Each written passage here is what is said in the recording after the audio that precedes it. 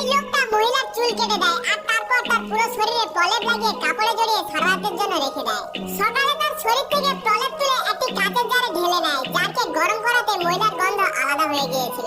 লোকটা নিজের নোংরা হাতে মহিলার গন্ধের এক ফোঁটা লাগায় তো মহিলার কুকুর তক্ষুনি লোকটার হাতকে চাটতে লাগে। ওই দিনের পর থেকে লোকটা প্রত্যেকদিন আলাদা আলাদা 12টি মেয়েকে ধরে আর তাদের গন্ধকে বাঁচানোর পরে মহিলাদেরকে উলঙ্গ অবস্থায় মাঠে ফেলে দিয়ে আসতো।